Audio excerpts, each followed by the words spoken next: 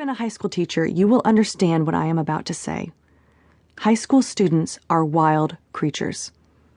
They detect unpreparedness in a way a shark smells blood. They can sniff it out a mile away, and when they do, they go in for the kill. They will gather in packs.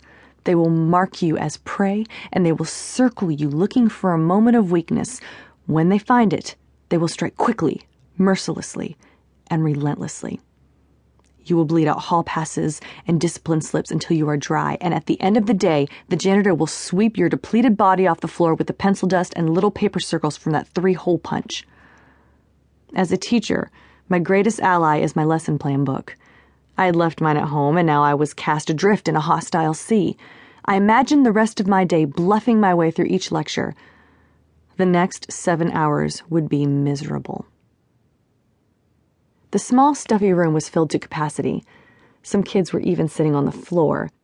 This has to be a violation of some kind of code, I thought angrily. There's no way I can manage a class this size.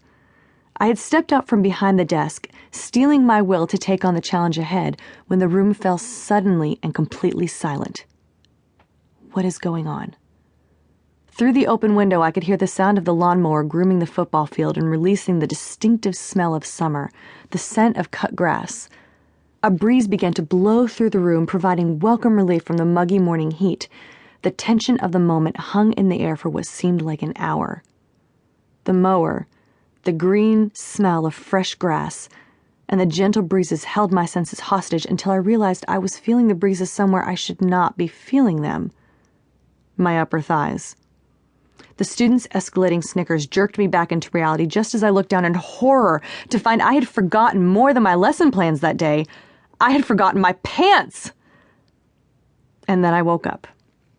It had all been a dream, a particular kind of recurring nightmare I had had for several weeks. These dreams all revolved around similar themes: being overwhelmed, being out of control, or missing an important deadline like college exams, or, as I had just experienced, being unprepared for the first day of school. Why wouldn't they just go away? I looked around the room to get my bearings. My husband was sleeping peacefully next to me, his chest rhythmically rising and falling with each breath. The moonlight peeking through the shades revealed I was safe.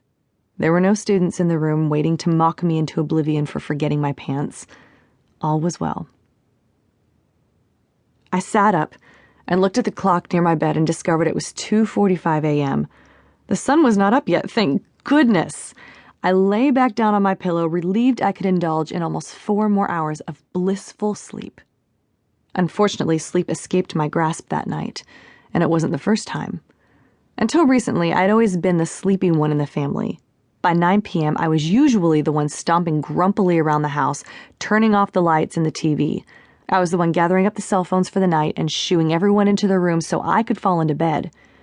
Now, all of a sudden, everyone was begging me to turn out the lights. I was unable to settle down in the evenings regardless of how tired I felt. I hid under the covers and played word games on my iPhone long after the lights went out.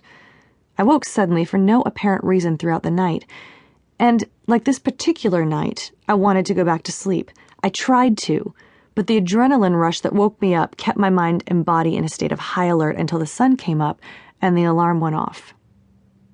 As I lay there, trying to fall back to sleep, I thought about this persistent and unwelcome disruption to my routine. I hadn't felt like myself in months.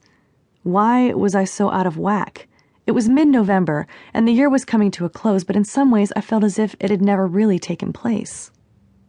The months had flown by with one major transition after another. We had moved into a new house and immediately discovered a mold and rodent infestation that took over a year to repair. My husband and I were both busier than we'd ever been, and we were finding it increasingly difficult to keep up with breakneck schedules and overlapping deadlines. All of these things, the good and the bad, began to take on a life of their own. I constantly felt I was forgetting something important, and usually I was. I just couldn't manage all the competing demands anymore. I felt like a hamster running on a wheel I couldn't keep pace with, and I didn't know how to jump off.